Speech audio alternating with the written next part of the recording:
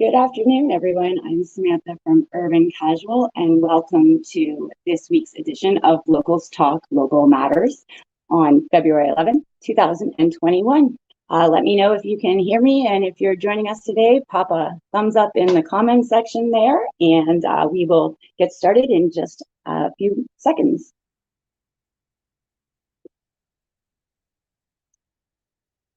All right.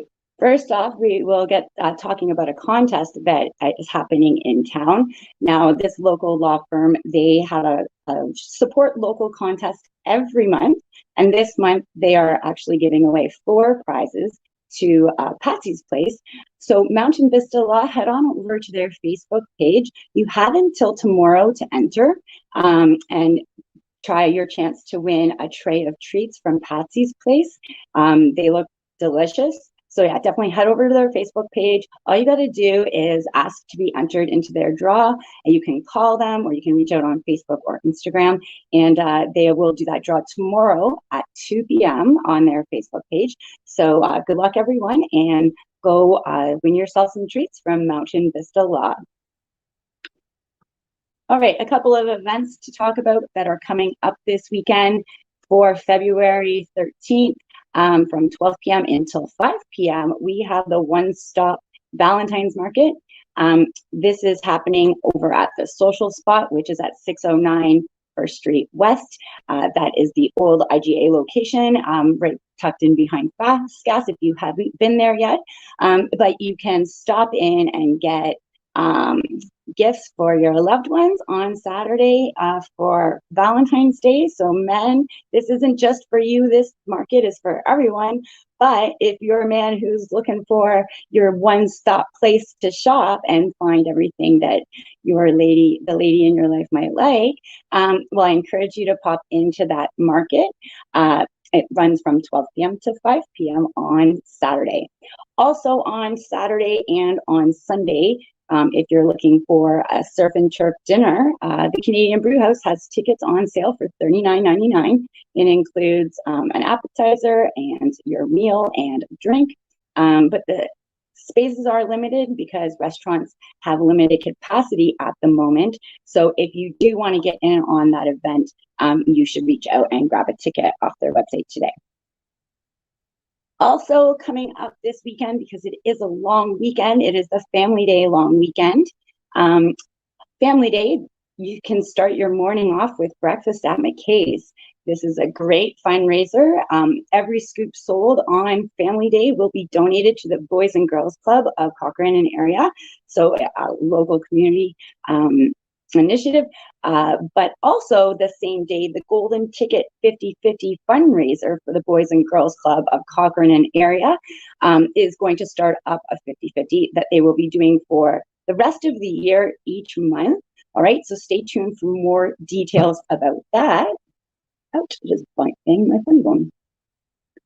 And also at the end of next week, there is still time to get a team together and fundraise for this. All of the money stays in the community to help the hungry and the homeless in Cochrane. This is the coldest night of the year virtual walk. And like I said, you can still donate to a team, you can make a team, you can join a team, but that happens next Saturday, I believe, on the 20th. And if you would like to join my team, I do have a team with Urban Casual, so definitely reach out if you'd like to walk with us virtually. And that should be a great community event. I know that they are almost at their goal raise. They're doing really, really great. So if you can't walk that day, but you would like to help out and donate, go pop a donation in for one of those teams.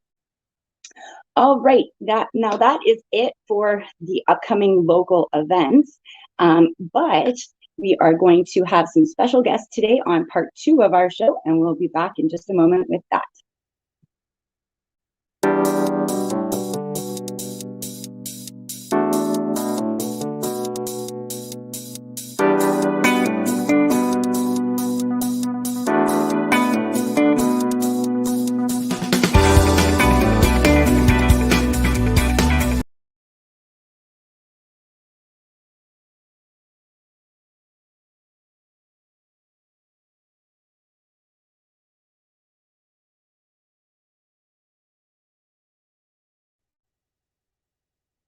Sorry here, I'm just going to get part 2 going. So hang tight for 1 second while I pull up what I need to do. Just give me a second, like I said. And we will get started with part 2 of our show in just a moment. All right.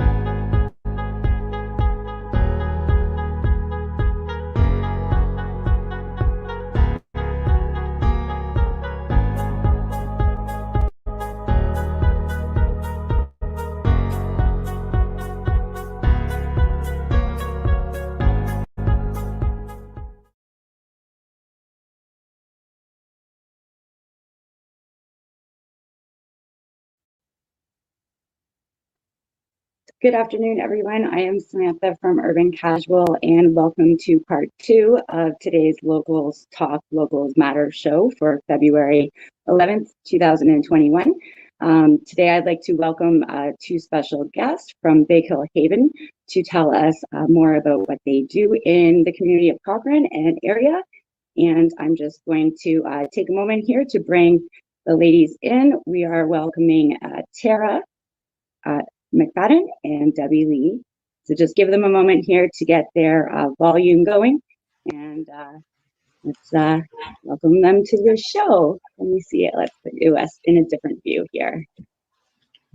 There we go. Can you guys hear me? Yeah, we're good. Yeah, loud and clear. Perfect. Thank you for joining me on today's edition of Locals Talk, Locals Matter. I guess we did have you on the show back in November. So we had talked about you were doing the Giving Tree, and we talked about the past year, kind of how fundraising had looked for you. But because we are talking to you again, and we have Debbie joining us today, maybe both of you can just do a brief introduction of what exactly it is that you do for Big Hill Haven and how long you've been affiliated. Excellent. Well, I'll let Debbie start first because she's our vice chair and she's been involved with Big Hill Haven longer than I have. Yeah, so I joined Big Hill Haven. It must be like 2 years ago, 2.5 years ago, I think. And last spring was voted in as vice chair. And yeah, it's just been a really busy project in the last couple of years, especially the last year, that is for sure. Yep, and I joined Big Hill Haven I think November of 2019, and was invited to join the organization in a fundraising and communications role. And it's been a real eye-opening experience, very rewarding too, but to learn about how domestic violence is real here, even here in Cochrane, and the stories that people reach out and share. And then what's really fulfilling, of course, is working with the board members and the other staff of Big Hill Haven to make a difference and the safe haven that women and their families need to move on from that and to live safe and healthy lives. Now, before Christmas, when we had you on the show, Tara, you were saying that you were upping the team and you were going to add some more frontline workers. How is that looking for you guys, and how is that going into 2021? Yeah, I'm so proud of Big Hill Haven and the team of Big Hill Haven, how we've adapted and met the challenge of COVID-19. So as of the middle of November, we actually brought on the second of our social workers. So we now have 2 staff providing that frontline supports for women and their families. And so between the 2, we've been able to move from kind of a 25-hour a week resource to being able to provide 55 hours of support Tuesdays through Saturdays now. That's quite a big improvement, 50 hours. Wow. Now, has COVID shown that, has it actually increased the demand for your services? Yeah, for sure. What was expected, and as we headed into COVID in the spring, and just the key learnings that when you have natural disasters, that you do see an increase in domestic violence. And so we were expecting that. With the lockdowns, what it did actually was kind of tamper that down, and women's ability to reach out, because they were stuck at home, or they were stuck in that environment, and their ability to engage was really tamped down. So you saw that across a lot of the different service supports, that there was a lack of engagement because everybody was at home. And then we saw the opening through the summer there, and but what we really did see was an increase since August, and a big part of that. And when I say that, it's around the housing is one of the things. So Big Hill Haven started in 2016. In 2020 was the first time that we were actually able to really provide any shelter supports. Prior to that, shelter, the closest our outreach work had ever been able to get anybody to shelter was into High River, I believe. And so, like a real trauma. Could you imagine that you're trying to get out of the situation? But to do that, you have to leave every support, you have to leave your community. And sometimes it's necessary, but it's not the best case for sure. So starting in last year, we were able to, through some creative solutions, provide some shelter. And so through our reporting year last year, we had provided 62 clients and provided 82 nights of shelter. So and sometimes, just to help people hit with that, it's this is Cochrane, and so it's not something you necessarily expect to be happening to our neighbors and friends. And so, but what we did see as of August, thanks to generous support of different donors and a large grant from the Calgary Foundation, we were able to start providing housing through the Haven, which is our first housing solution, emergency housing solution. And that came on board the middle of August, and we started talking about it and letting people know. And whether it's the combination of people being able to free themselves up from the COVID situation, or the knowledge that we have shelter, we've had a lot of outreach. And what our social workers say is the cases they're seeing, there may not be a dramatic increase in the number of them, but they're more intense, they're more dramatic. And then when it comes to the housing front, like I said, last year we provided 82 nights of shelter. So in the 2 quarters leading up to Christmas, so July through Christmas, we provided combined 150 nights of shelter. So in 6 months, double what we did the year before. So it's a great win for Big Hill Haven and the community that we've been able to step up and help women that way. But a pretty terrible thing that it's needed in a community like ours. So a lot of change. We flexed. We're proud of that. I'm so proud of our board that's worked so hard to make this possible. But yeah, we're certainly seeing, the need for our services is very real. Mm-hmm. Yeah. Now, in terms of fundraising for this year, what does that look like? Now, last year you did have some really fun bike rides and car rallies and things like that. Will we be seeing more of that this year? Yeah, for sure. Like Debbie is heading up our communications and fundraising committee. So Debbie, if you wanted to talk about some of those, and of course, it was Debbie was part of the brainstorm that created the Ride for Her last year.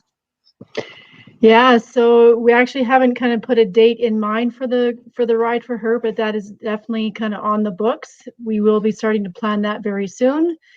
It's kind of good, when you're doing a ride for her, like with motorcyclists, we could probably throw the fundraiser around pretty quick, kind of like get it going pretty fast. And we're looking forward to an amazing crowd that's going to join us this year, because this year will be our 2nd year of doing the Ride for Her. Last year being our first, trying to figure out what we're going to do during a pandemic.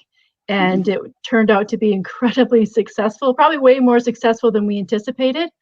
So, this year it's going to be that much bigger. And I know we already have a sponsor, Roy LePage Benchmark, that's going to step up and be a huge supporter in our ride this year. Then now the Cruise for Her, that will continue on as well this year. We don't have a date plan for that. But with those nice fancy cars, we actually have to be very careful with the weather. So that probably won't happen until August, until we're out of our hailing season. Yeah, and then that'll be, we'll probably see that happen in August, but the dates to come on that. And Tara's been working on another initiative, she's been working on another initiative called Biz for Her, so I'll let her speak to that. Yeah, so thanks for that. It's so we've been super fortunate that the business community has wanted to step up, and my executive assistant there with a package.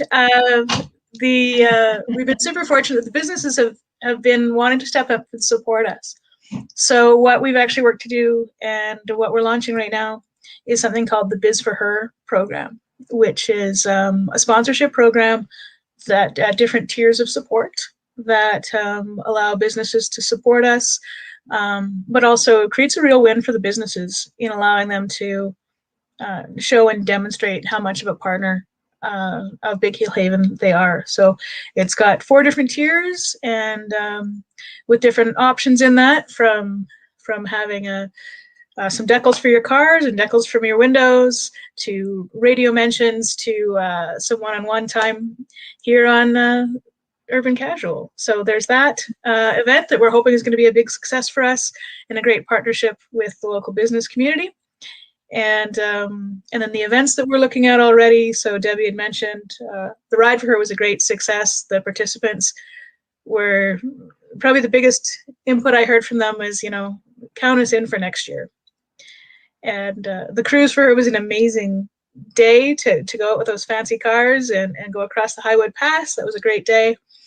And one of our newer board members is championing a Golf for Her event. So for our golfers out there, kind of pencil that in. So those are kind of the 3 events that we're looking for to kind of, engage with everybody and a chance to enjoy each other's company as we can in this COVID world and adapt. And that's probably been the theme for Big Heel Haven, from my perspective, is how we've adapted to COVID, not only in how we provide our programming in our emergency housing solutions, but also in our fundraising. The big dinner is just not possible. It's probably not going to be possible for some time. So we're going to create these events where we can, find a way to raise money for a great cause and still enjoy each other's company. Now, if you're not a business who's maybe sponsoring an event or sponsoring your organization, how can an individual donate to you? Yeah, thank you for the question. There's so many great ways to make a difference with Big Heel Haven. Every donation counts. And so you can go to our website, bigheelhaven.com, and our donation page there. It's really easy to donate, and any donation level is so welcome. Every dollar is spent wisely and really makes a difference. And so we have that. We've received contributions from everything from $20 to, multiple thousands of dollars over the Christmas season. The ones that kind of hit me close and personal is we've been getting these checks, $25 from an elderly couple. So it's a mailed check, and it's just the entire vision of somebody writing out a check and putting it in an envelope and getting a stamp and mailing it to us. And, they include these little notes thanking us for our work, and they hit you in the heart when people are contributing what they can. So any donations are welcome. And then, of course, we have the 100 for the Haven campaign, which is we're looking for 100 donors to contribute $100 a month for a year. And that program is really aimed at the ongoing sustainability of our organization in order to provide, to make sure that we can afford to provide the 2 social workers and the fundraising and communications and, the insurance and everything we need to do.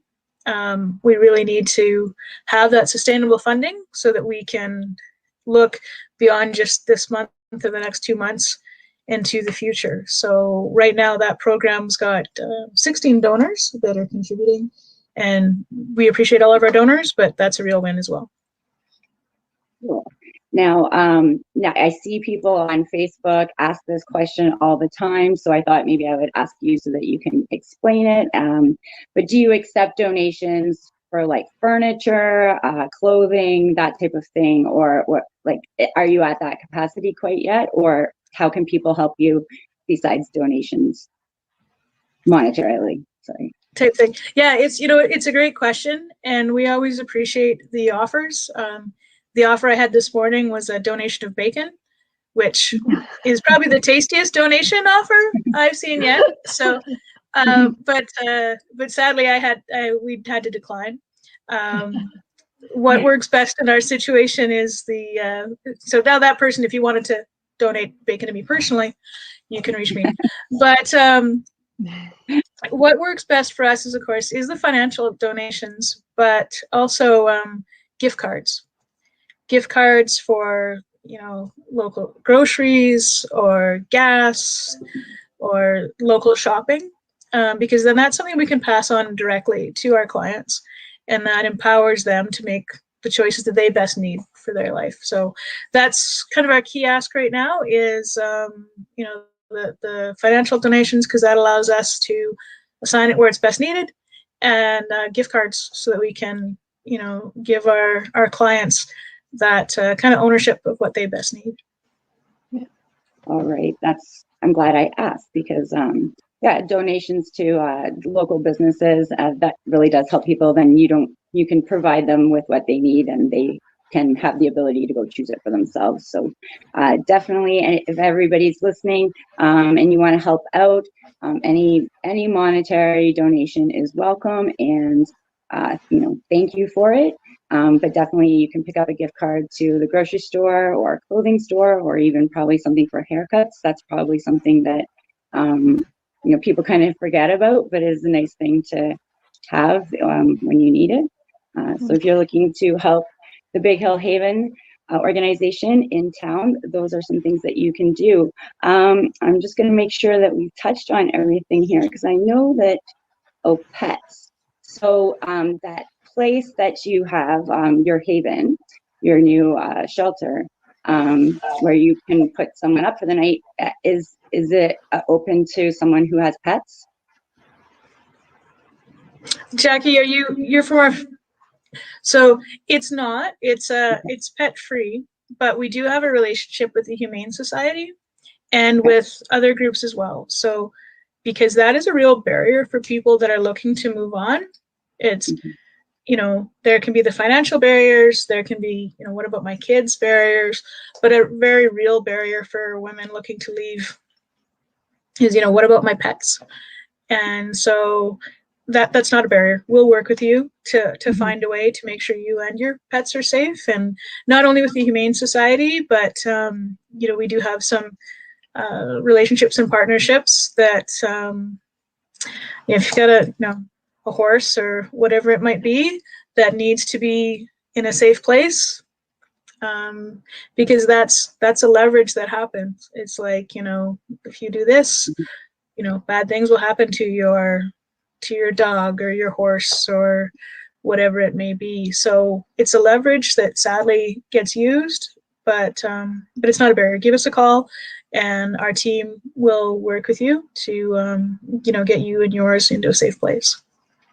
Yeah, that's excellent to hear, because like you said, it definitely is a barrier for some people. So it shouldn't be a barrier. Definitely reach out to these folks, and they will help you get sorted in your situation, no matter what that looks like. Anything else that that you guys would like the people of Cochrane to know that we haven't maybe touched on? Well, there is one I didn't mention. So in August, we launched the Haven, which is the first shelter, emergency shelter.